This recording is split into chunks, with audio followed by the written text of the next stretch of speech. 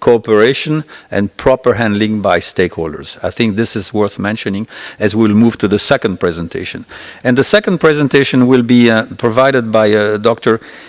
Ciaran Carolan, who is the Research and Development Officer and Head of the External Affairs and Capacity Building at the EU LISA agency. As Ciaran prepares for his presentations, I would give you some insight about what Ciaran does. He is part of the EU LISA agency, which is the EU agency responsible for the operational management of large-scale IT systems, for border management, for police cooperation and migration management. In recent years, he has led studies and contributed significantly to projects related to EU smart borders, travel document security, and the evolution of IT architecture supporting end users. He's currently the head of EU LISA's interoperability team, and he has actually a strong technical background, a BSc and PhD from Trinity College Dublin. Prior to joining EU LISA, he worked on software design and development as well as IT system administration at the European Molecular Biology Laboratory in Hamburg, Germany. Ciaran, the floor is yours. There's more IT than biology today, but whatever you decide to present. Thank you. Thank you, Jean. So indeed, more IT than chemistry today, fortunately. So I'm going to stimulate a couple of... Indeed, I have the beeper. I'm going to stimulate a couple of traditions, I think, today, following on from Simon. As an Irish man on stage, there's at least two things he did in his presentations. One is move around, which is precisely what I'm doing right now, or at least attempting to do. And secondly, he, on at least two occasions, brought family into the presentation. And funnily enough, I'm also going to bring family into my presentation. But that's a little bit of a teaser, and that comes at the very end. So it's not baby photos, I'm afraid. It's not cute baby photos, but it is some family elements. So if you manage to stay awake for the next 12 to 15 minutes, there will be some family elements put into this presentation. But to begin with, before we get to any of that, I'm going to give you a little bit of a context about the travel and let's say movement scenarios around Europe, because perhaps some of you are not from the territory and are not familiar with some of these statistics. But Europe is essentially a continent very much on the move. The graph on top features statistics from the World Tourism Organization. So in tourist numbers, more than every 1 in 2 person traveling for tourist purposes in the world has a European country as their destination. For business purposes, 4 of the top 10 countries in the world for business travel are in Europe. And on the left, the picture you obviously see not so much right now, but at least in recent years, we've had significant migratory pressure because of refugee movements and people applying for international protection into Europe. So whatever dimension you think about, whether it be business, whether it be tourism, or whether it be migrant pressures, Europe is one of probably the most prevalent destination for movement in the world. Could the speaker please slow down a bit? It's in the case that, unfortunately, on many occasions, the continent is in fact not really on the move, at least when it comes to ports and airports. This is a picture from Heathrow, but in fact it could be any airport in Europe on particular days under particularly heavy pressure. Long queues for border control, long queues for security, and this is detrimental not just for the traveller, but also detrimental for the economic conditions of that country. And as a side point, though, this conference is very much about airports. It's also the case for land borders, where we have situations with long queues of cars, in some instances several kilometres, several miles up to borders. And indeed, we have in particular countries of Europe heavy pressure at seaports, where similar queues, whether through cars or whether by persons coming as foot passengers, manifest themselves. So this is a problem already, and it's a problem that is essentially only going to grow if we consider that in the next 10-year period, or in fact we're well into that period already. This is statistics from the Smart Borders study of 2014. We're expecting an approximate 58%, 60% increase in traveller numbers coming to Europe for business and tourism in these instances. And put that in context also of the fact that there is at least a perception, I don't know if it's true, but there is definitely a perception that there is an increasing threat from terrorism and organised crime.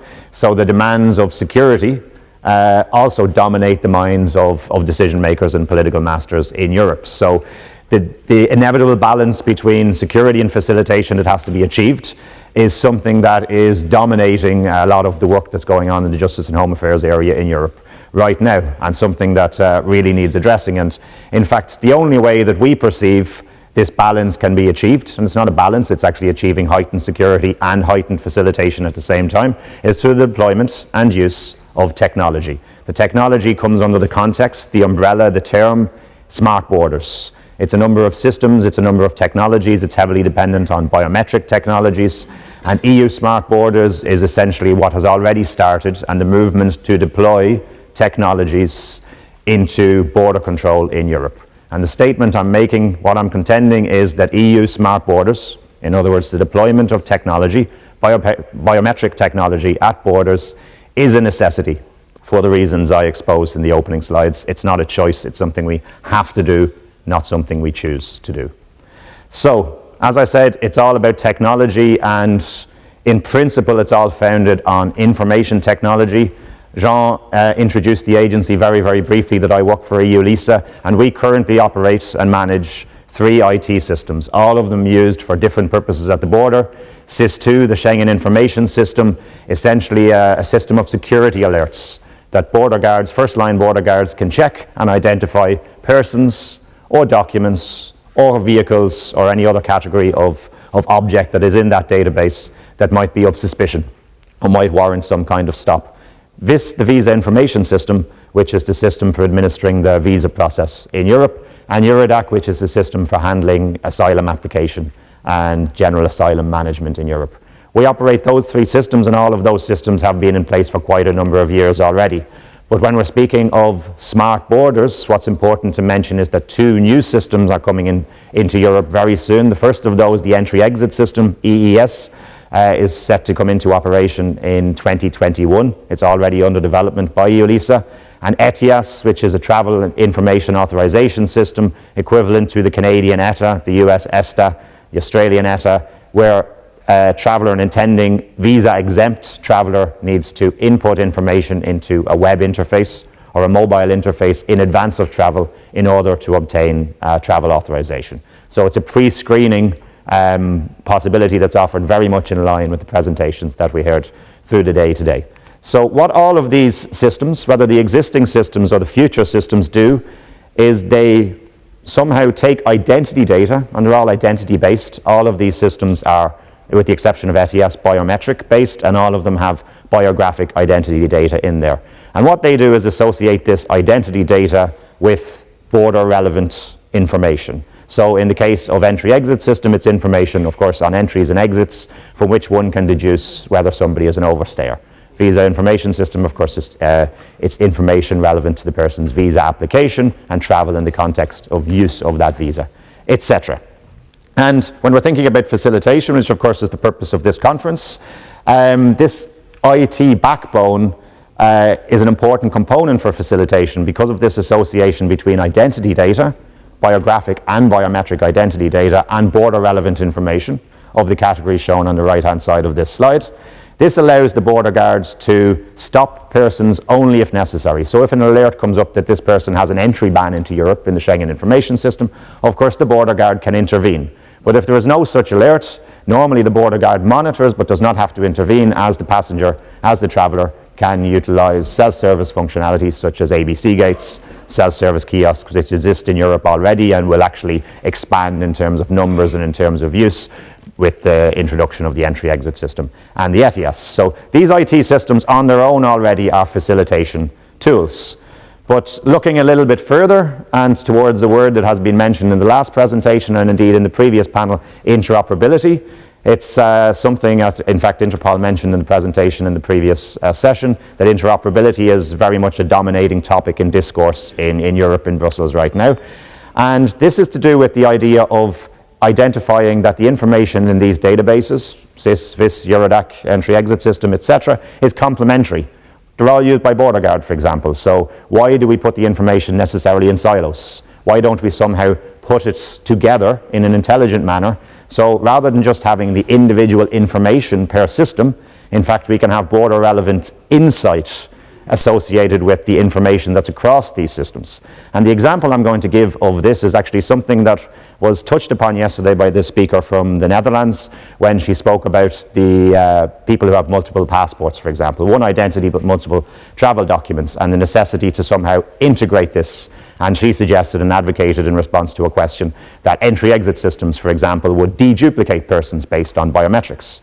And entry-exit system is already doing that, but in Europe with interoperability, and particularly with the component, the multiple identity detector, which is shown in the center of that slide there, what it is doing is linking identities across the systems. So we already deduplicate persons based on biometrics in entry-exit system or in VIS, but now we will be taking the biometric information from persons entered in entry-exit system and comparing that automatically to the biometric information in VIS, also comparing the biographic information, of course, and identifying where, for example, identities are somehow being used inappropriately, fraudulently, where maybe data quality errors, like we spoke about this morning, issues with typing of names, manual insertion, transliteration errors can be identified and remedied. So we have essentially a consistent identity across the full IT continuum of Europe. Facilitated, the shared BMS is a biometric matching service. It is the component that actually undertakes the biometric cross-matching. Multiple identity detector is what stores the links of identities between systems. Now, just a moment to consider where does the passport, or where does the standard passport fit into this overall picture. Well, for us and the way we're moving, where I see it, is that the passport is at least two different things. One, it is the foundational identity that gets entered into the system. Of course, at some point, a third country national, a non-EU citizen who is subject to these systems, has to come in and be entered into one of these systems for the first occasion. And that first enrollment with data and with a passport is obviously crucial because that establishes the identity that is used thereafter. And secondly, of course, once that foundational identity is established in the systems, it's a token at every touch point. The person needs to come and say, my name is Ciaran Carolan, I am Irish, and I want to travel through your border today, but it's a quick check.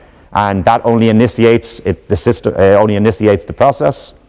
It essentially brings forward that person's file, and it's the comprehensive identity picture across all of the systems that provides the insight and the value in the end. Couple of statistics. I always like to put a few numbers in my presentation. What kind of numbers are we talking about when we implement interoperability? We're talking about 130 million identities being cross-matched, biometric comparisons, fingerprint and facial image comparisons being made per year, per system. You can see the statistics underneath.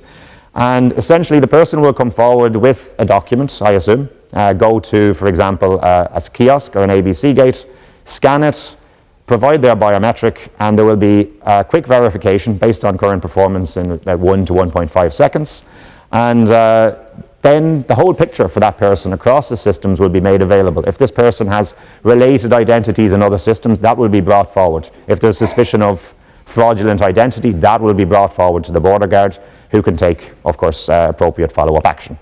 So this is my final slide. This is where the family comes in, of course. This is just to give you concretely what does this all mean for the border guard. This means that if I, as Ciaran Carolan, I'm not Canadian, of course, but I'm Canadian for the purposes of this slide, because if I was a European like I am, I would not be subject to these systems. But I come in, scan my document, give face and fingerprint, and everything checks out. So my identity, as I have presented it to the system, is consistent with the biometrics according to my record everywhere. If we look in the middle column, of course, this is my wife. When we got married, she changed her name. So let's say before we got married, she had come into Europe as Anna Rebecca Arendt, which is her previous name, pre-marriage name. And then she travels, she gets a new document, and of course she has a new name. What the system enables in this circumstance is that there will be a detection of her previous file, which if we did not use biometrics would not be the case. And of course there's a more comprehensive picture of her travels and potentially her security risk. And then we can have the situation, to stress it's not a family member of mine, the situation on the right-hand side of course, this was the attacker of the Berlin Christmas market, who quite famously had multiple identities across various European and national systems, which are not picked up because this type of cross-comparison was not being made. With the situation in the future, we will be able to identify that this person's fingerprints, for example, have been inserted under another identity in a different system, and this is potentially fraudulent use, and we need to take action. We need to stop this person and follow up in an appropriate way. So finally, in summary, what I'm presenting today with IT, for me, Elisa, as a foundational point, is the fact that identity starts with the document, of course. But when we place that identity data into large-scale IT systems, multinational IT systems like I speak about, we begin to place that identity data in the context of relevant information. We link those systems together, and we go from information to insight, and the whole picture, the insightful picture that we're getting at the end, is what's enabling us to not just balance security and facilitation, but in fact to simultaneously improve security and facilitation. I'll leave it there. Thank you very much.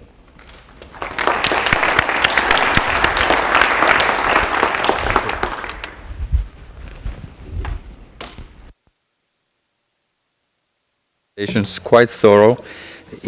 We changed scale compared to the first presentations, but we actually trying to assess what are the other parameters. Remember what I suggested that we take in mind? What's the way towards the passengers of the future and the identity of the future? Here's the factor: the domain we're working on is not the domain of space, it's the domain of time, for several reasons. First of all, don't imagine such project can be built in 1 or 2 years. It takes many years to do that. As a matter of fact, because the time develops, there are impediments to the success of those adventures, should I say, because it's an adventure of cooperation. And one of the obstacles that was probably the major one that Ciaran and the teams of EU LISA and all the partners had to get confronted with was actually legislation. Because believe it or not, if you remember, there were 5 large bodies and agencies and database systems that Ciaran was alluding to: the SIS, the VIS, the Eurodac. God forbid, that could be a triangle, and that could be a Bermuda Triangle. It would be a joke compared to the first presentation. But thank God we lifted that. Actually, those guys lifted the project, and they lifted it up once they got the authorization, the legislation, to accommodate the fact that those databases could speak with each other. Because silos are the enemies of the progress of Ciaran, and I'm sure that we'll hear the same story when Michael Hardin will talk about the same project in the United States. One of the lessons to take is that if you want your projects to succeed, try to avoid silos. I don't think it would have saved time. There's a learning curve for huge projects like hundreds of million identities to be verified. You need to cooperate. That's the lesson, personally, I would learn from this very nice presentations. Now, time to move on to the next step point, as I alluded to, and ask Michael Hardin to present on the update of the United States CBP's biometric entry-exit program to secure and enhance the customer experience. Michael has been working since a long time, and he's been working recently as a director of policy and planning at the CBP Entry-Exit Transformation Office with over 20 years experience at DHS and his predecessor agencies on issues related to immigrations, biometrics, and counterterrorism. He has worked prior to coming to CBP in 2013 at the DHS Office of Policy with a variety of issues, including biometrics and data sharing with the intelligence community. He also served abroad in Canberra, in Australia, assisting the Australian government. Also worked at the US Visit Program, precursor of what he's going to talk about today, and at UN Citizenship and Immigration Services, and he began his career at the INS, Immigration and Naturalization Service, in 1997. He is actually he holds a bachelor degrees from Villanova University and a law degree from George Washington University Law School. Michael, the floor is yours, please.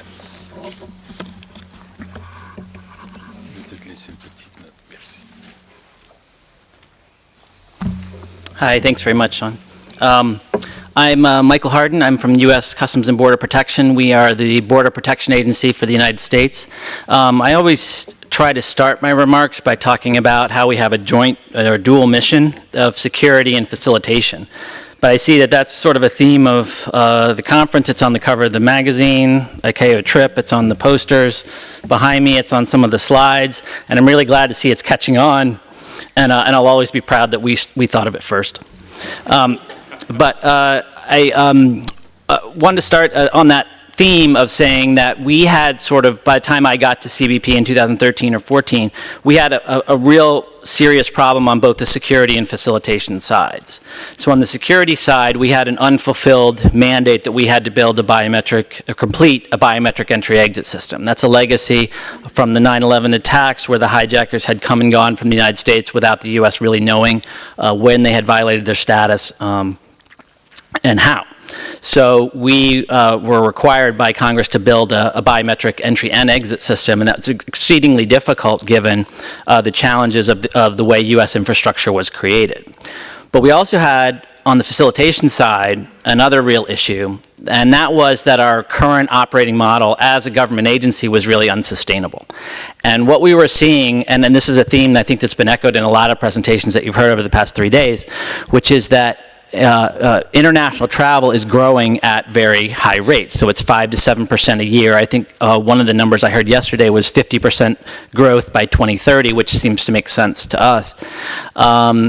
But with that kind of growth, we have to think about how are we going to continue to perform our mission in the way we're used to performing it, and be able to meet that need. The last U.S. airport that was built in the United States was 1996 in Denver. We have an occasional terminal built here or there, but we don't have a whole lot of airports coming out of the ground to accommodate that kind of volume. We don't have 5,000 CBP officers falling out of the sky to accommodate the growing number of passengers that we would expect to see over the next 10 to 12 years. And so we had somewhat of an existential crisis when we realized that the current model that we had of doing business could not be successful, and we had to innovate our way out of the problem that we were in. So when we combined those two problems together, the facilitation and the security, we sort of came up with a solution that we thought met both sides of the coin. I'll go through it in my presentation, but it essentially involves sort of a series of partnerships with the private sector to along the lines of I think a lot of things that Annette mentioned, where the government and private sector agencies partner to get something that each side needs and benefits from. And I'll show you a video now, and then I'll get into the meat of it.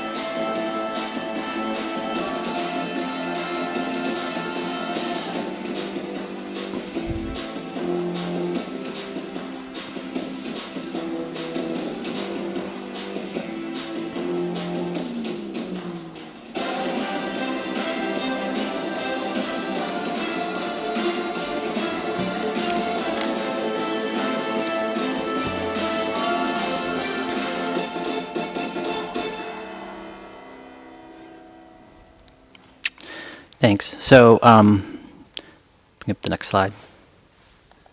Oh, there we go. So, our vision overall is that, and this is also alluded to in earlier presentations with the digital travel credential, that you don't have a travel document anymore, and you don't have a boarding pass anymore. And your face, your biometrics, become the tool that you get through various parts of the traveler journey. The technology for face recognition is mature enough to support this kind of vision. The technology has never been the issue for us doing this. The most difficult part is ensuring all the stakeholders are moving in the same direction and seeing a benefit for working together and doing this. Next slide, please.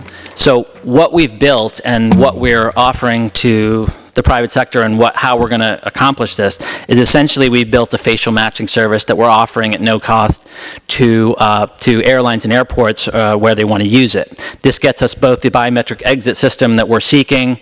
It streamlines the biometric entry function that we already perform, and it allows the private sector to have a better experience for their customers. It's essentially a facial recognition service that provides the biometric checks and identifies people along the traveler journey such that a passenger would not need a travel document or a boarding pass anymore. I think we're a few years out from the passport part, but I think on the boarding pass, we're very, very close to achieving our goal. The reason it works and the way it works is to build a series of facial images in a sort of just-in-time kind of way, and that's sort of an economic term based on where data is at certain points of the journey. So for example, for boarding a plane, CBP would create a gallery of facial images that would match the people we would expect to see on that plane or that airline would expect to be on that plane. And we have that because we have the manifest that they provided us, and we have facial images that we take from the US passport database or the US visa database or photo images that have been taken of a passenger on the way in. So we can just feed those back to the airline, and the airline can use that data to board their passengers without any kind of documentation or boarding pass. The matching takes place in the cloud. It's sort of based on a one-to-few concept. And the idea is the one-to-few is the 1 to 300 as opposed to a 1 to 240 million that you might see if we used our entire database to match at any individual point. That's not technically feasible right now for facial recognition to build, to have a matching service that can do that kind of checks. When I say tokenless processing, which is on the slide as well, what that really means is that you don't have a document that triggers a biometric check. So I don't have to have a passport, hand it to somebody, have them swipe it, and then my face is checked to ensure it matches the document. It's the galleries and the databases that CBP creates that facilitate that transaction. There's no traveler enrollment required. The traveler can arrive at the airport with no sign-up process. We already have the facial images in our database, and it can integrate effectively into airport infrastructure such that it's doesn't require like a lot of heavy equipment. So moving on to some slides, this is just really quick, some statistics. We've done several thousand flights. We've done several million passengers using these processes already. And we have a very high biometric match rate. This next slide shows sort of how they work in practice. So the image on the left is a pilot from JetBlue Airlines in Boston. And you see the passenger goes up, their photo is taken, and then they board the plane. They don't provide any kind of a documentation to the gate agent as they board. The gate agent has an iPad-like device that she's holding, and that lets her know who the passenger is and maybe where their seat is, and they can give them sort of a little bit of a personal attention. The British Airways on the right is a different model, but each one works perfectly well for us. So for British Airways, we're seeing sort of an e-gate type of model. So this is an electronic gate where people can board 5, 6 at a time. And there's no need for a gate agent to scan a boarding pass or a gate agent really to even be there other than to just sort of supervise the process generally. And that allows the gate agents to sort of perform other duties or perform exception processing for some passengers who might need a little bit more help. And it frees up resources for the airline. So in either model, we have 2 different airlines that chose different models, and that's fine with us, and we have other ones that aren't on the slide, and we can accommodate all of those. So we're happy to provide a service for the airlines in any way they sort of want it to be. Some of the proof points that we've seen as far as the boarding and the flight clearance, so we're seeing flights boarded in half the time that we would normally expect to see them.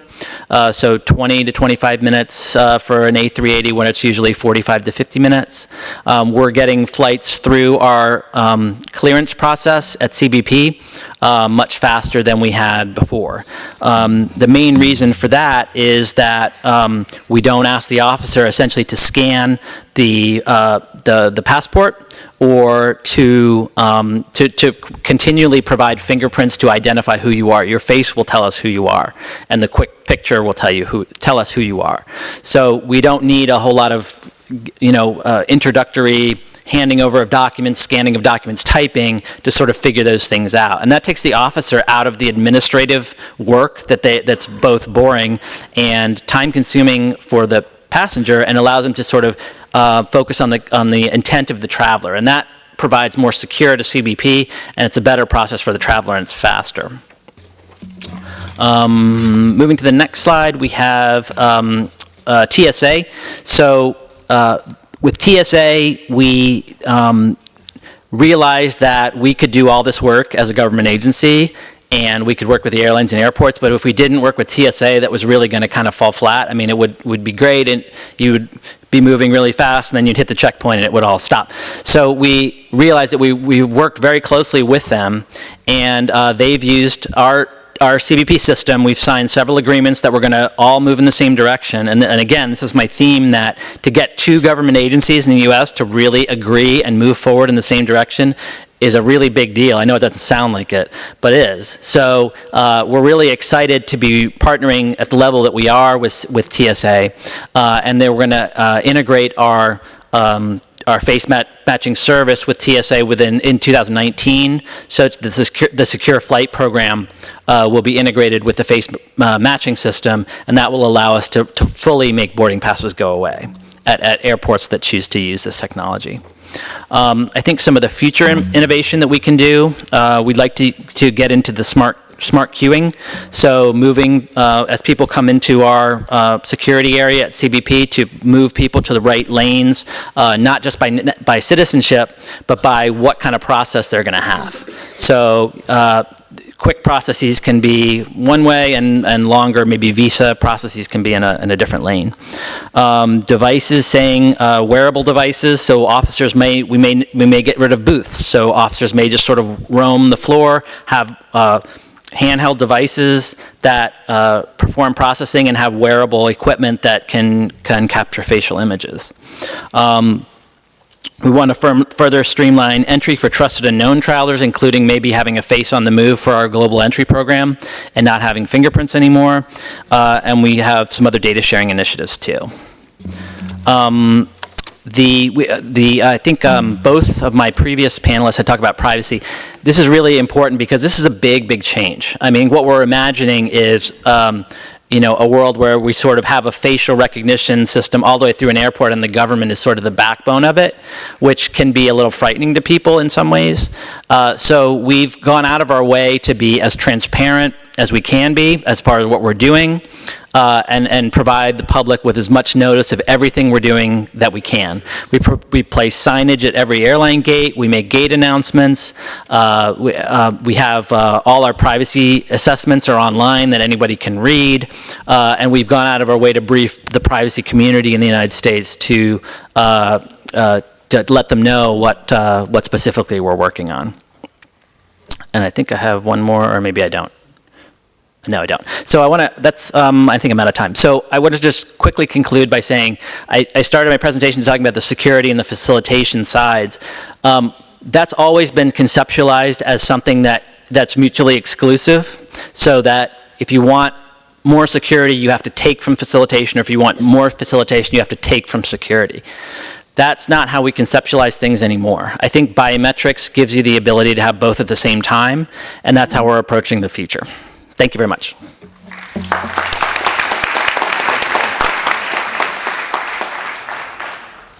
Thank you very much, Michael.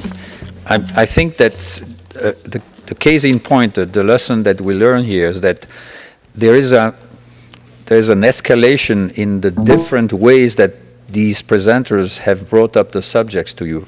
Don't forget the lead. The lead is how do we have the passengers to evolve, and where does the technology lead us?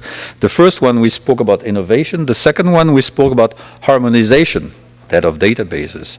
Now the third one, the one that Michael presented for me, is a very nice example of transformation. because in the background of what Michael said are his own effort and the efforts of lots of people from INS to CBP to actually revisit, sorry for the bad word, the visit program, the bad pun, revisit the visit program and re-establish exit border control system. Now, what has taken a long time for them, because again, we are in the time domain to transform massive number of millions of travelers crossing the border of your country requires time to set up the right way of transformation. And what was done in a very intelligent way was to use the benefit of the technology already in place, namely the biometrics capture upon entry, and channel into it only that fraction of the documents and on the biometrics that were forecasted to be usable. Remember, when you all fly, you have got a flight manifest on which you have declared, I'm flying back from O'Hara back to Paris, in my case, using whatever United flight, etc. So on my PNR, I am already declaring I'll be using that flight. So statistically, there is a very high chance that those people who predicted and projected and bought their tickets will stick to their agenda. Hence, the entry-exit or re-entry-exit program that was put together cleverly utilized that, and this is probably one of the nice transformations that very large-scale systems already in place has been benefiting themselves and the country they supported. I think that's the lesson I would take, transformation, as for the third speaker. So I'm curious about what Simon would say, because what's your part to this transformation as well? And we're going to ask him to defend his case, or to present it at least, because there's nothing to defend. There's progress to be made. And I'm going to ask Simon Wilcox, who is the Senior Program Manager at Passenger Automation Development at Heathrow Airport from the UK, to talk to us about Heathrow's airport journeys in integrating automation and passenger travel system. Now, before I do that, and I come to the bio of Simon, just a quick announcement for both the public and our excellent translators to make their life either more miserable or less miserable. They'll decide, but they're that good anyway. The suggestion is the following. Our last presenter will actually make his presentation in French. The slides will be in English, so your brain will be titillated twice. Whichever language is your master language, you'll have to accommodate. So will the translators. Just to remind you, remind my excellent panel that themselves, they can use the translator services to accommodate the last presentations. So the AWACS being said, we can just let you know about Simon. Simon has been piling up 15 years experience in the global aviation industry, and that includes directing transformational change projects and a passion to deliver the best passenger service in the aviation industry. He is defending Heathrow's automation program as one of the world's largest and having identity at its heart. He is a member of IATA's One ID Advisory Board and holds an MSc in Air Transportation Management. Simon, the floor is yours. Anyone from the family you're presenting today? Okay, well, so you may be an exception today. Who knows? We'll see for the last one. Here you go. Thank you. Thank you for the kind introduction, and thank you to ICAO for inviting me to present this afternoon a little bit about what we're doing at Heathrow. So my presentation is going to cover off three particular themes this afternoon. First of all is to provide an overview of what we're doing at Heathrow when it comes to passenger automation. The second one is to talk a little bit more about our seamless passenger identification program, and some of you may have seen our press release last week of our ambition around facial biometrics, and then a little bit of a quick look at how we see the future of the border. So if I go to the next slide, and we're going to start though with a short video which provides an overview.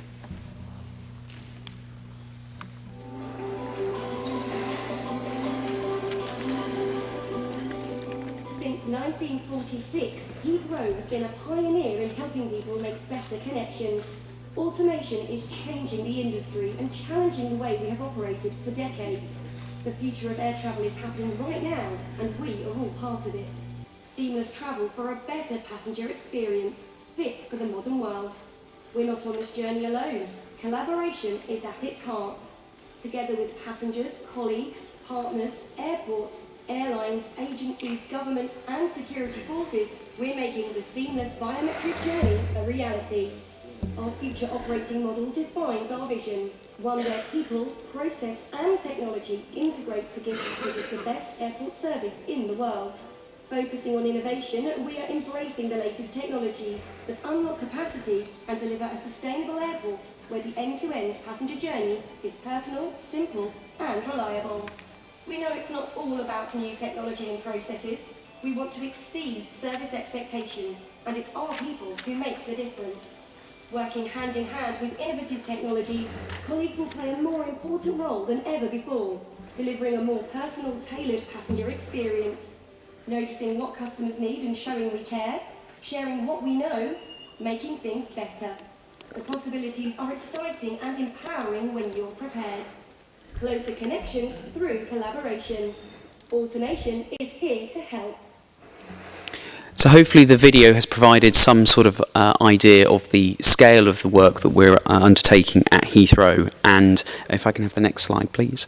Like many airports, Heathrow has been automating different transaction points in the passenger journey for many years, and just some of the examples are here on the screen. I think what we're looking at now, though, is a more integrated end-to-end experience where identity is used once, and I think this builds on many of the points my colleagues here have said, and then using that face as a seamless token through the journey. So we've been looking at how do we continue to integrate and create a more seamless experience. But the programme that we've created has got 4 key elements. Firstly, that we wish to become more passenger-centric and know the passenger more. And then just as an example, with 80 million people travelling through Heathrow each year, 67% of those travelling are travelling for leisure. And of that 67%, 80% of them travel just once through the airport in that year. And therefore we have to think about how do we apply all of the processes and systems that we ask passengers to use, think about it from a passenger's perspective. So we need to make it as user-friendly as possible. The second point is about end-to-end, and for me this is a really important point in terms of a more integrated approach through the journey on departures, but arrivals and connections. And we need to think about the automating transactions. We ask passengers to do many things many times, such as we've already heard, presenting a passport or a boarding card more than once, and we want to look at how do we automate transactions and make it easy for staff and passengers. And then lastly, we need to think about how we implement it in an adaptable way. With 84 airlines at Heathrow, we need to make sure that that it works for all, not just the few. So technology plays a vital part in making our vision come to life, but it isn't just about technology. And the programme that we've created looks at people, process and technology coming together. And so we've been looking at what's the future operating model. Thank you. So working collaboratively with airlines at Heathrow, along with the UK government, we've been looking at what do we see as our future operating model when it comes to automation. And I won't list them all out, conscious of time, but just one of the key points here on the design principles of our work is to really go back to the processes and think about how do we create it as simple as possible and put ourselves in the passenger's shoes. Next one. So I did a more integrated, seamless journey when it comes to biometrics. We, like many airports around the world, are looking at how do we create a seamless travel experience on departure using the face as the sort of the token through the travel. And we've been demonstrating over the last 18 months each of these individual touch points, looking at both on-airport and off-airport solutions, ways in which, in order to be able to undertake an identity check securely once, and then use the face as the token through the journey. And having done the trials over the last 18 months, we have recently, in fact, just on Tuesday this week, we've been undertaking an end-to-end demonstration of this. Next slide. So just some photos from Tuesday's demonstration, and this builds on the press release that Heathrow launched last week. We have an absolute ambition to roll out this technology across all of our terminals and at all touch points. And we have been demonstrating that capability this week, and we will look to roll this out in the years ahead. And we think there won't be any one solution. So we've heard some examples of some large-scale government-led initiatives in terms of identity and facial biometrics. But we also see, with 80 million people travelling a year, that we will need to continue to provide technology that means that passengers travelling with a passport will be able to undertake a verification against their document, their travel document, on the day. So we've been looking at creating systems that work for all, not just the few. And one of the parts of our demonstration has been to think about the use of mobile or app-based service providers to be able to then use a mobile device through the journey. So we're really excited by this development, and we're committed to making this happen. It has taken, though, a real effort over the last 18 months to ensure complete collaboration with the airline community, and worked with the UK government to develop an end-to-end roadmap, and that has been sort of our focus over the last 18 months. Because of the work that's been done to create that roadmap and to create the operating model, we're now confident in our ability to roll this out in the years ahead. So if we look to the future of the border, I've spoken about, and my colleagues here have already said, around creating a more seamless, integrated experience for departures, and Annette gave the example through Aruba, and many of what we're trying to replicate at Heathrow is based upon the same concept as now has been implemented in Aruba. And when we then start to think about, so what does that mean for the arrival journey, we think many of the same things apply. So 80% of people do a return journey, often within a 7 to 10 day period. And therefore, how do we work with the UK government in order to effectively use maybe the biometric journey on the outbound journey to then use that and connect on the arrival journey in order to facilitate a more seamless passenger experience. So speed and convenience, whilst maintaining security, of course, is at the heart, and we're currently working with the Home Office in the UK in order to develop a more total approach, an integrated plan. But we're thinking about what's the future technology in that space, and how do we increase the utilisation of the existing immigration gates, but also think to the future and use more app-based solutions or various other technology in order to create a more seamless experience. The third bullet point here, though, I think is absolutely key.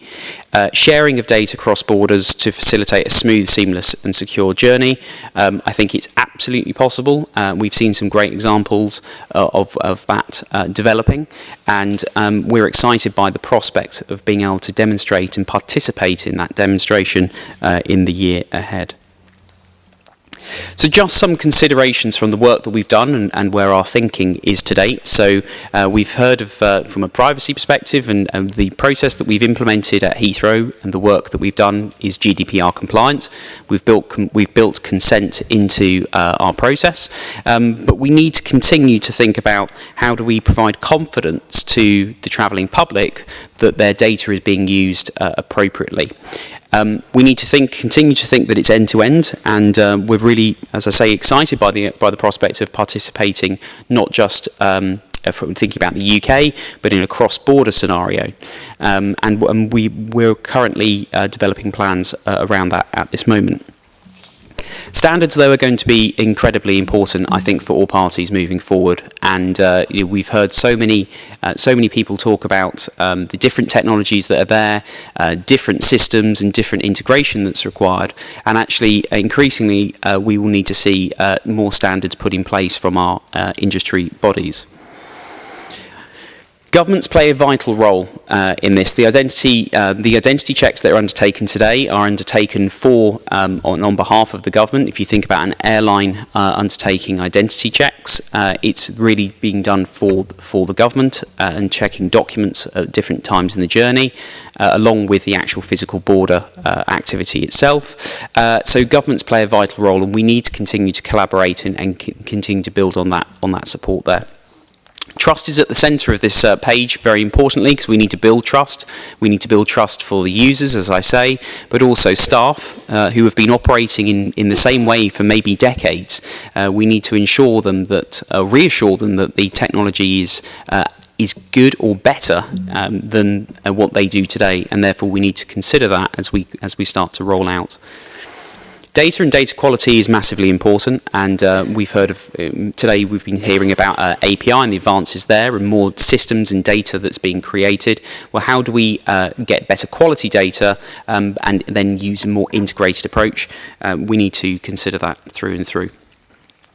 Recovery is here to consider what happens when it doesn't work. When a system breaks down, or indeed there may be a power outage, and actually from an airport with 250 or 300,000 people every day travelling through the airport, we need to think about how do we ensure that we develop systems and processes that work for all, not just in good times, but also how will we operate when there is disruption.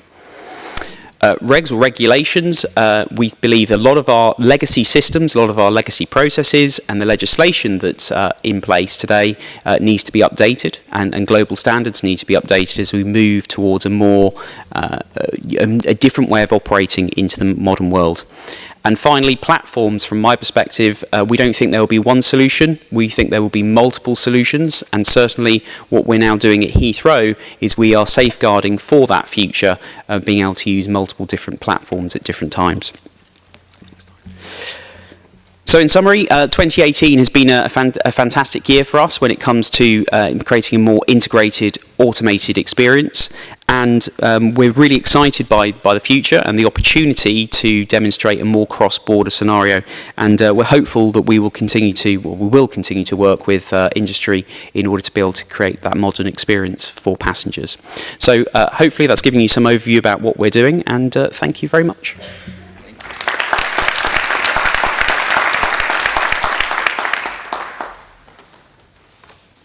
Thank you very much, Simon, for this presentation. That completes actually the round 4 out of 5 presentations. What we learned there, before I forget, we should not forget about you, the delegates here. This will be your time in a couple of minutes after our last speaker. You will have some time to ask questions. Feel free to use the regular channels, the internet channels, and whenever you are ready, you'll have some time to ask questions at the end of the panel session. I wanted just to say that what we learn is that through this experience, it's that collaborative automation actually does not neglect the passenger. Actually, it starts from the passenger because this is the airport view of the service it delivers. But I think that once again, this is an example of how extended services, which is the third dimension I mentioned to start with during this session, the third dimensions of what are the services, the augmented services that we can provide. The answer is that to be successful, you have to link all the stakeholders, including the benevolent government cooperation. Now, we will move on to the last presentations. I will slowly say it in English so that the translation will actually be covering correctly what I would like you to benefit from. It's going to be UNODC Interpol WCO Airport Project presented by Mr. Thierry Timon, who is the project coordinator for Africa, Airport Communication Project, AirCop, and regional office based in Senegal for West and Central Africa. Thierry actually has been working for UNODC for 3 years as African coordinator of the AirCop project. Before joining UNODC, he spent 30 years in the French police, mainly in Paris drug squads and organized crime subdirectorate of the Central Directorate of Judicial Police. He served 7 years abroad in international police cooperation, Senegal, as regional liaison officer for drugs and organized crime, in Morocco as advisor at the National Police Academy, and in UN-STA as Criminal Intelligence Officer. Thierry, c'est à vous. Avec plaisir. The floor is yours, with pleasure. I'm going to let them put on their headsets, eh? And Ah, c'est bon, à droite ici. Ok, juste comme ça. Ok, merci. Bonjour à tous. Good afternoon, everyone. I will speak French, so I'll give you some time to put on your headphones, those who need it. So first of all, thank you to ICAO for having invited me and giving me the opportunity to do this presentation on the AirCop project. It's the Airport Communication Project. It's a project which was launched in 2010 as part of the cocaine route project of the European Union. And this is a project whose aim is to link in real time, real communication with airports to fight organized crime and transnational crime, including in drugs and other issues. This project was established by UNODC, the United Nations Office on Drugs and Crime. We work very closely with Interpol and with the World Customs Organization. You heard from them today. This has been financed from the beginning from the European Union, which provides 80%. We've also had contributions from Canada, France, Japan, Norway, and the United States, and others. So, what exactly is the implementation of this AirCop program? It's the creation at selected airports of joint airport interdiction task forces. These are interagency units. They involve several different agencies, the police, gendarmerie, and immigration agencies. Their aim is to detect and conduct risk analysis, do targeting profiling. This may be of passengers, goods, mail, anything that is a suspect. So how does this work? The country declares an interest. Then there's a tripartite mission sent to the country with UNODC, the World Customs Organizations, and Interpol. Then we write a letter of agreement between UNODC and the relevant country. After that, we establish this anti-trafficking unit at the airport. The concept at the beginning, when this was launched, was focused on cocaine trafficking coming from Latin America and the Caribbean on the way to Europe via Africa. It was started in 2010, but now we focus on all types of crime that affect airports and air traffic. And so there's also the trafficking of heroin, cocaine. Also, we try to fight those who pass money, false document forgery, and of course terrorism and others. This is coordinated in Dakar, Senegal. I handle the African area, and I also have a counterpart who works in Panama and deals with Latin America and the Caribbean. We have someone in Cairo for the Middle East and Northern Africa.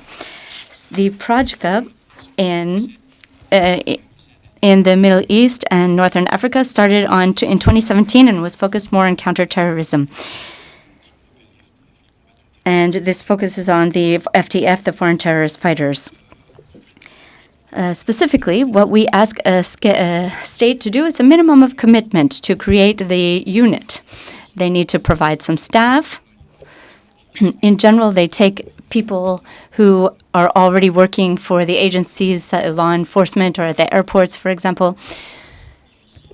And sometimes in other cases, it's more difficult because, in general, the airport authorities manage this and they don't understand why they should have an additional security force because they already have police and customs, etc. However, we ask them to provide also a minimum budget for security. Of course, this is very important, and that they have an internet connection, because this makes it possible for these units to be linked to the various communication points, and also to the criminal databases, and also to the CENTCOM system, the customs and communication network. The customs network communication, CENTCOM. And so this is very useful. And it's a tool for statistics and analysis, and it makes us possible to identify trends. We can put in some information, for example, in Spanish from Latin America, and this can be read in English in Nigeria or in French somewhere else, for example. So we provide a connection to a communication system through Interpol, and then we also provide other information. And so we use experts who are experts in targeting profiling in the airports. For example, this was an EU project, but now the experts that we use are also, for example, from Brazil now, from various countries, because a lot of the cocaine that goes through airport comes from the Sao Paulo airport, and so we have also been using the European experts from France, Portugal, Spain, Bulgaria, etc. Also, more and more, we are using experts from at the national level that we've identified in Africa. There's South-South cooperation. We use, for example, the Togo police and other experts from Africa. So when we look at a unit at the airport, it has several different agencies that are involved, and then we use English, French, and Portuguese, for example. Because that's what we need. We've got intelligence services, police, customs. We have immigration. We have we have the intelligence services. All of these agencies belong to each government. They are national structures, and so they follow the national laws and instructions. And so we provide the information, we provide the equipment, the computer hardware, the minimum required equipment. And so these teams have the Interpol I-24/7 system. That also in some countries there are liaison officers with the police. For example, in Dakar we have a lot who come from Europe and Algeria as well. Of course, this unit works with the airport, and it works with civil aviation and the airlines as well. So the development of the AirCop system, it started with 8 countries, and now we work in 43 airports in 39 countries. In Latin America and the Caribbean, we have 24 operational units, and now we have 15 in Africa and 9 in various countries in Latin America that you see on the map. We have in Africa, we have units in Burkina Faso, Cameroon, Cape Verde, in Côte d'Ivoire, Gambia, Guinea-Bissau, Mali, Niger, Togo, and other countries. And in 2019, we started in Ethiopia, Mozambique, and other countries in that region. There was interest expressed also for Afghanistan, Algeria, Antigua and Bangladesh, Djibouti, Eritrea, Cambodia, Chad, Guatemala, Lebanon, Trinidad and Tobago, Tunisia, Turkey, and a few others.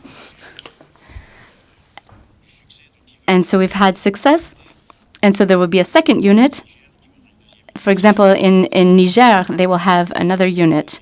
And there are other countries that would also like to have a second unit. So since most of the cocaine traffic starts in Brazil, it goes through an airport where they need a second unit. And then we have associated countries, and we hope that the national expertise levels there are already sufficient. We have beneficiary countries as well. We hope that they benefit from the action that AirCop proposes, such as visits and exchanges.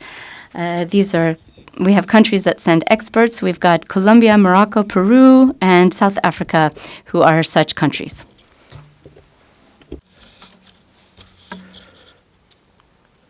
Alors,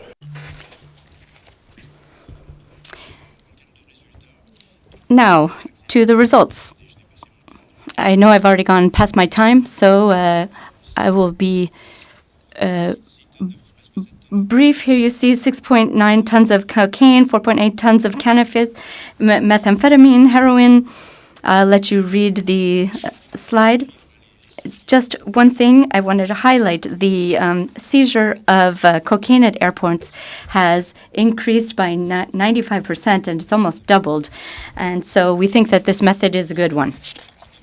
You have the activities. We have provided 250 training activities, and we've increased the number of women. 20% of them are women, the people trained. This is important. We know that we have the UN Sustainable Development Goals 50-50 in the future, and we're working towards that. We think that the role of the women and the training of women is important. And they're joint. These are the joint operations, and the trainers come from 14 different countries. Now, the joint operations, they are financed by primarily by EU money, AirCop operations, and there are the COCAR, and there's ADWENPA, the Global Airport Action Days, we have the Els Africaines, African Wings, and we are also working on fighting fraud and various issues. So we work with regional organizations, such as CARICOM in the Sahel. We have an informal network of trainers and law enforcement agents. These are in the beneficiary countries. They may be from customs or other areas. We work with the airlines. IATA is very important there, working with the private sector. And of course, the UN and international organizations. The ICAO is a strategic partner for us. We've got the Crime Just program of UNODC. And there's another branch that works with the airports and only with cargo. There's the UN counterterrorism organizations, CTED, and the other branches of the United Nations. Now, on to profiling. Profiling is more efficient than random or systematic controls.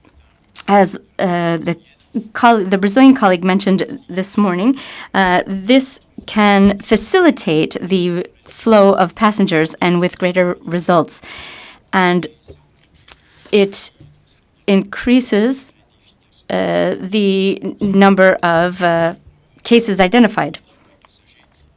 We have information on the passengers, and this is provided by the airlines. Profiling of high-risk passengers, and this includes the FTFs and cargo. And so I'm going to go a bit faster because we already spoke about this. We have databases from the I-24/7 database. We must absolutely have access to the PNR data from the countries. As many have already said, this has become a standard since last year, but it hasn't been implemented everywhere in the same way yet, and there are very large differences in Africa, for example, and so this is we need to have access to PNR data. This is especially a problem in smaller airports, and this affects the airlines and the law enforcement peoples. So I'm sorry, I'm already late. So when we have a true identity, we know these are known passengers. But then when we look at PNR, we have the identification of unknown passengers. And it's very helpful for us to have this information in advance. And sometimes we use targeting here. So, for example, someone who is going to Africa from Sao Paulo, they only going for 3 days. But if they're going back with a different itinerary, it's a bit suspect. And so if we say it depends on where they've paid for this, we can see that, well, maybe we don't have to do a check on this. But if the ticket has been paid, for example, by someone from the European Union who's going to Benin, and we suspect that they have cocaine in the baggage, well, and we see that the ticket was paid with cash, well, then for example, this may motivate us to conduct a check. And so the project wants to ensure that we fight organized crime in the way that the states have determined, but that also that the airlines know that we are taking into consideration the legal and financial factors.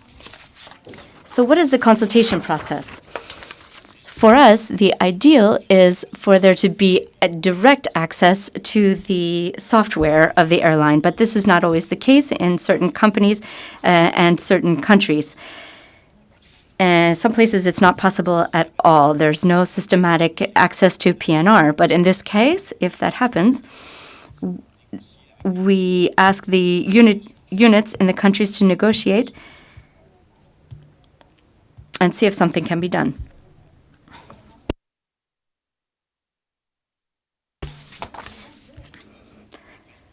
So, what challenges do we have? We have said this since the beginning of this symposium. There's an increase in the traffic and the number of passengers. And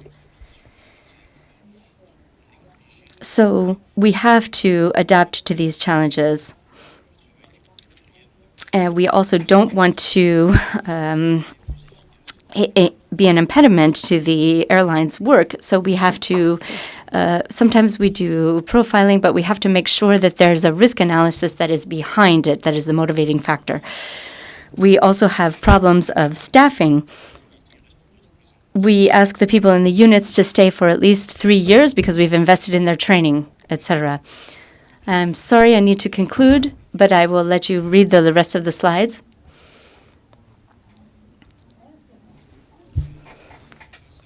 And so we are also dealing with problems regarding passenger data. We are very happy to have access now to the trip software provided by our friends from the Netherlands. So what can AirCop do regarding API PNR? We want to provide support to ensure that there is direct access and that agreements are signed so that there is direct access to the electronic passenger manifest and the PNR data. To go a bit further, this year with UNODC signed an MOU with ICAO, and we hope that we will soon be able to do the same with IATA. Also, we are working with CTED of the United Nations and with ICAO and UNODC. We're working together to establish PNR and make sure it is as widespread as possible. Now, this is my last slide. We have planned to expand in geographic terms to Asia. Cambodia is interested. Also, we have an interest from Qatar, given the World Cup coming up in 2022. there will be a lot of passengers, and they're interested in this AirCup project. Also, I spoke about the second units in countries such as Niger, the second task forces. Also, there are countries, new countries in Chad and Mauritania, for example, where the fight against terrorism is particularly important. We are working with partners, international organizations such as ICAO, IATA. That is one of our important partners who support the AirCup program. And we have the thematic concepts which are covered by the AirCup program: the fight against terrorism, the human trafficking, and trafficking of migrants. And so, thank you very much. Désolé. Hein? Je ne me suis pas rendu compte.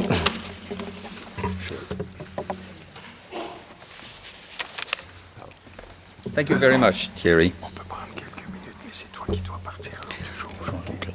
Thank you very much, Thierry. The lesson learned from this is that if there are a necessity for practical proof that API, PNR put in symbiosis, put back to work, can produce delivery, no wonder Thierry didn't show us his kids. This is not a game for kids. This is a real game and real fight against narcotics. It's quite, my humble opinion, this is a very good sign. I hope for their sake and for all collective sake that those type of procedures develop and actually provide productivity. Should I call it productivity? Should I call it detection capacity? Whatever is good for drugs could be applied for humans as well. And by the way, this is only the beginning, because if you put together the 5 presentations, and maybe if I have your attention for a few seconds before we give you the right to speak, and I already have 5 questions asked by the audience. I'd like to thank the speakers, and I forgot to thank Annette in person through you because she had to leave. So thank you very much first for the round of speakers, and I promise I'll let Annette know that you appreciate her speak as well. Thank you very much to all of you, and a warm word of applause to them. So apologies for doing it in a hash mode. I guess the lessons to be learned are actually that you have a curiosity and you have questions to ask. And maybe there was amongst the 5 or 6 questions, there's one piling up between our 2 last sentences. There was a question actually to Annette, which I reviewed with her, and let me read the question that came to you. Thank you very much for the delegate who contributed, and feel free to continue. The question to Annette was, how does the Happy Flow work with children?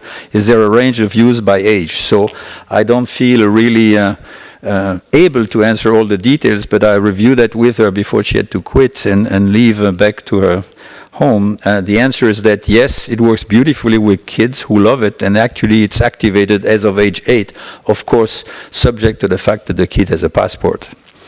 Now, if there are questions from the audience, from people who want to use the vocal way or the oral way, please feel free to do so.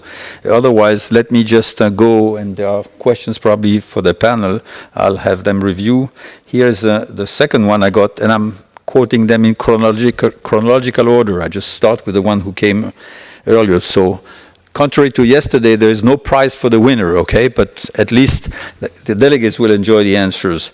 The question was a question to Michael from CBP, and the question was, how do you ensure a one-to-few face match with a tokenless system? What does few mean?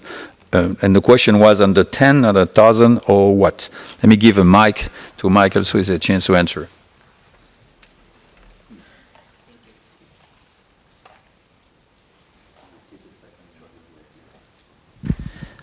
Thank you for the question. So to answer what few means, it can mean different things in different contexts. So for example, boarding of a flight that might be 300 people or 500 people, depending on how big the flight was. In a TSA or security checkpoint context, it might be the 5 or 6 flights we would expect to go through that checkpoint at a specific period of the day. So between 10 a.m. and 12 noon, there are 6 international departures beyond the checkpoint, and we would combine those 6 flights into one gallery, and the one to few would be 1,500 or so. We've also started to do some, and I know I didn't get this in my presentation, but do some land border gallery building based on frequent crossers, so people like pedestrians we see on the U.S.-Mexican border that come and go every day, and we're seeking to build galleries there. That's in the sort of much higher 5,000 to 10,000 scale. So what we haven't really discovered though yet is that what's the outer limit of when the service starts to degrade. So we haven't really hit the point, and we know we will eventually, of what's the gallery size where the system starts to lose performance, and we don't know what that is yet. Thank you, Michael.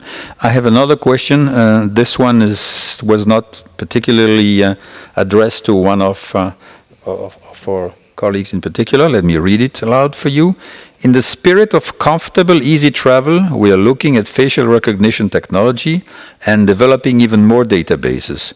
Do we risk developing a tool for terrorists to access and use against citizens? Thanks so much for the reply, I guess. Who wants to address that? Well, Ciaran, you were volunteered by your neighbor. So please. Yes, thank you very much. In terms of the use of facial recognition, for sure, it was certainly clear. My contention would be on that in the way that we spoke about the interoperability in my presentation, that yes, the face is potentially the touch point along the continuum, but there is nevertheless a check of that data, in our context also with fingerprints, and in the context of the biographic information, of course, with interoperability across all of the systems that we have in Europe. So the face is facilitating, as we saw from several presentations, through the procedure, but nevertheless there is a secure full check being undertaken initially, so that from my perspective mitigates a lot of the risk of let's say a terrorist exploiting the use of facial recognition. Maybe Simon, you want to add something? Same to Thierry, feel free if you want to. The thought that just came to my mind was, in many respects, we're not sharing any more information than passengers are already having to provide today. So the face is the travel token today. It's on the passport. It's available. We're facilitating that in a different way. So there's a lot of information that's out there. Yes, it's in systems, but those systems have been developed with the levels of protection in them from the outset. But really, from a passenger perspective, and certainly the feedback from the trials that we've undertaken at Heathrow is they're willing to share more because they can see the value of it, and it can facilitate a quicker, smoother journey. From a terrorist perspective, well, it probably isn't right that I comment on that. I think it's for a government. Thanks.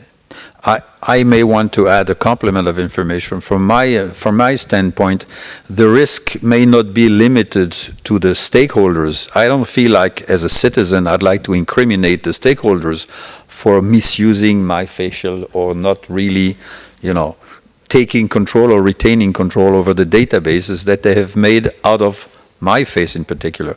I think that as a citizen, I also have a deep responsibility in trying to select, control, and potentially even withdraw information given to public services or to, let's say, social networks, because it is not my picture that creates the problem. It's the links that intelligent gathering, tracking, and tracing system for future ubiquitous face recognition while on the move, iris recognition while on the move, and etc.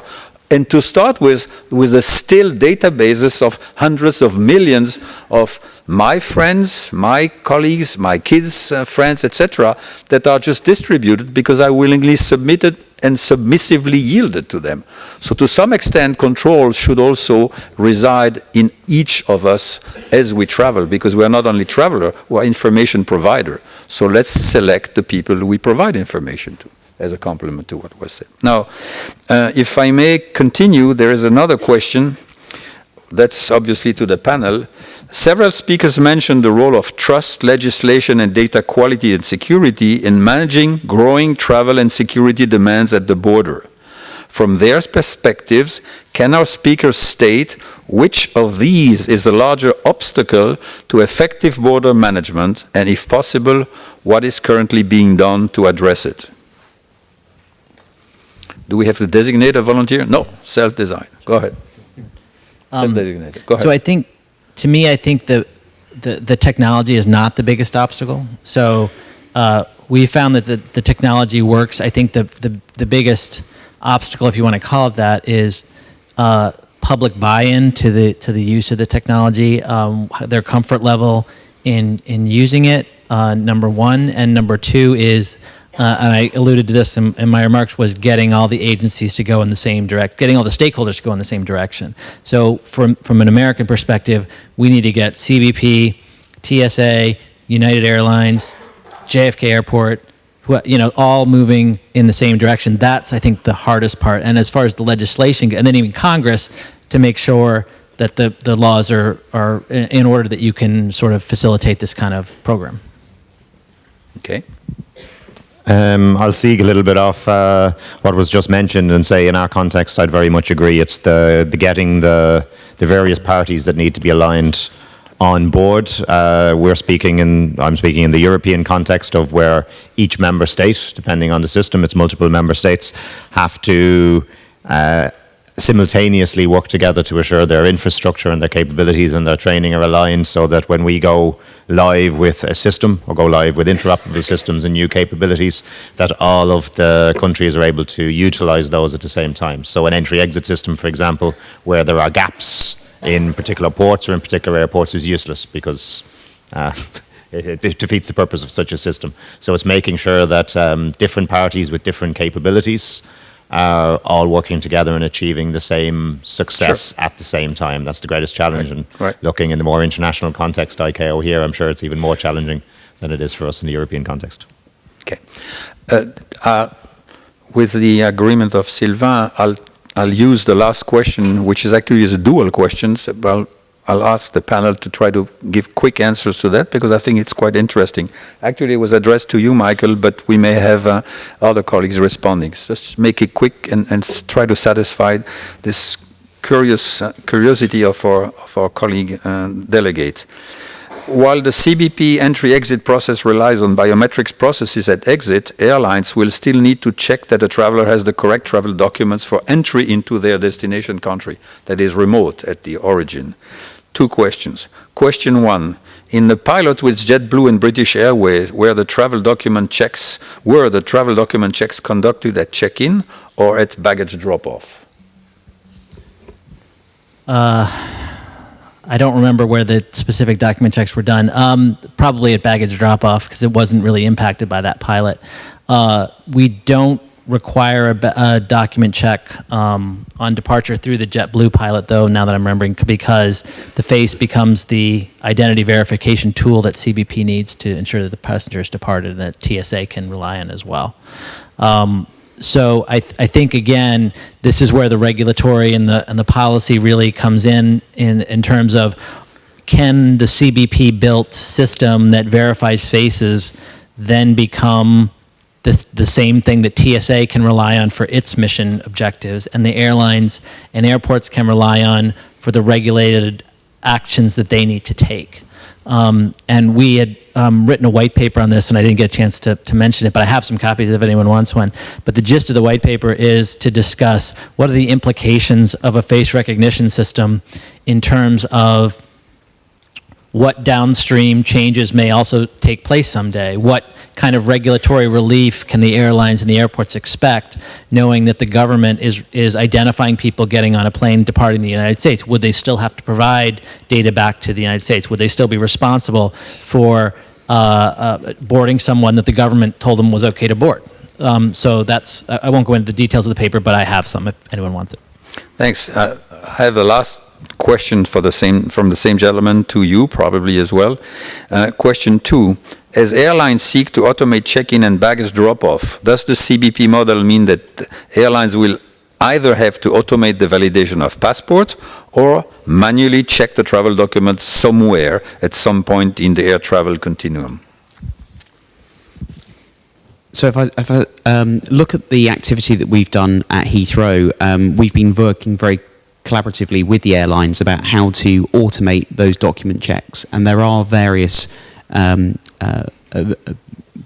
technology that's on there and different services that are available for automated document checks, and increasingly with electronic passports, electronic visa checks, that will become increasingly the norm. What we're doing today at Heathrow, where we do have self-service bag drop and we do have biometric capability, we are doing a manual document check to start with to satisfy the airline regulations there, but increasingly we would see that moving towards an automated process.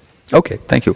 As for the rest of the curiosity delegates, please feel free to come to the panel offline after this. And let me thank very much the audience for your patience, the questions, once again the panel, and I'll leave it now for the rest and the end of this conference and this program. Thank you very much.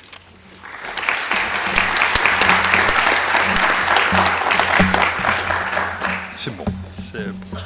Merci. Tiens, on va prendre une petite photo rapidement. Jean has to leave in a few moments, so we thought we'd have the family portrait before he does. And I'll take his.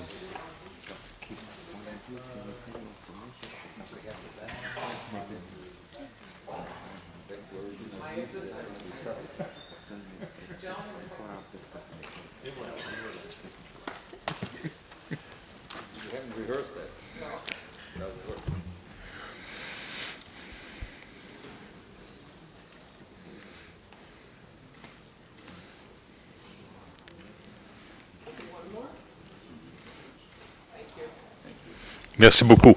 And Jean, your journey is just beginning to go to the airport, so a hand of applause for Jean. Jean, he did a terrific job as well. And our journey here is coming to an end, and I'd like to invite to the lectern Monsieur Sylvain Lefoyer, Deputy Director, Aviation Security and Facilitation in the Air Transport Bureau of ICAO. Monsieur. Voilà, merci. Pas de problème.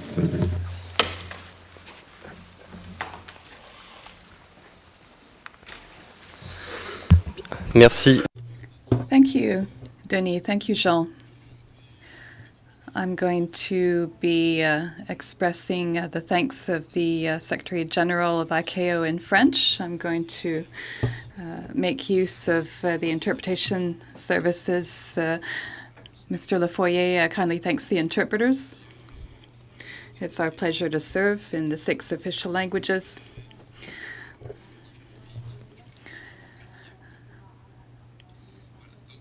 So, I would like to apologize to Hubert, who prepared a speech for me, but given the time, and I want to make sure you all get home, catch your flights, I'm going to cut it short quite considerably. So thank you, Hubert, but sorry. I wanted to give more time to the panelists for their discussion and questions from you, because that's the whole point of this event. We want to share experience and good practices and see examples of what's being done.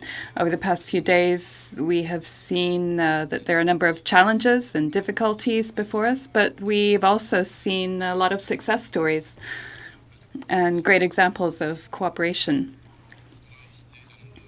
I could go through the list, but you were here and you heard them. I'd just like to highlight the example of Brazil that was especially interesting, I thought, because it showed that you can do API, PNR, and biometrics all together with a good rate of success and enhanced facilitation and throughput. So it shows that it can be done. So thanks to Brazil for their example. And there are many more examples of useful cooperation.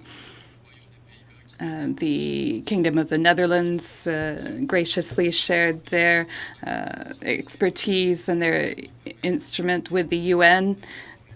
And that helps other states that don't have the same resources to develop similar methods and tools. So that's a remarkable example. AirCop is along a similar vein. So certainly there are challenges and problems, but there are solutions. So the message that I want you to take home from this is that there is hope. Not all is lost.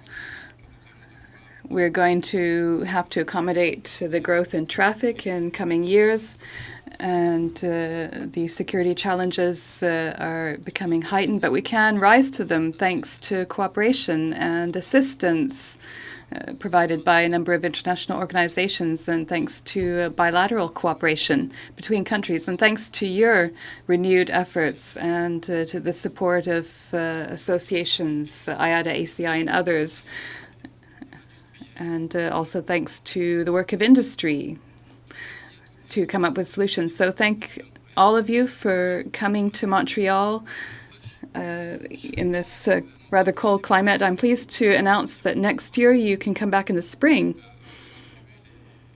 We've handed out the flyers. They're on the tables, so you've got the dates. I think it's the 25th to the 22nd of June next year. And spring in Montreal is lovely, you'll see. The weather's nice, and there's a lot going on culturally, so make the most of it. Now, with regard to the challenges, it's not just about traffic growth and security challenges. We also have technological challenges. We're starting to talk about passportless travel and biometrics on the fly and artificial intelligence, blockchains. So there are technological challenges and new solutions every day.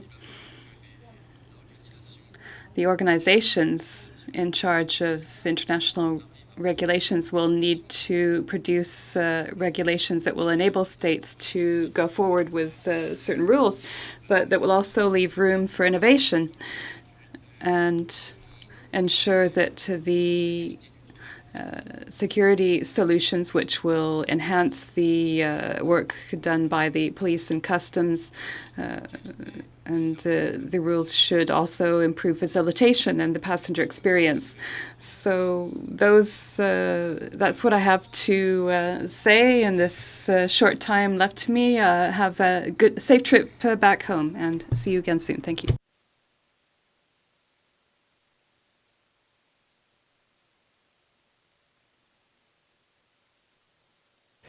So thank you very much, Monsieur Le Foyer. Not much to add, but perhaps to reiterate that it was a pleasure to have you again this year. Bon voyage, and we hope to see you in June. Merci beaucoup. Take care.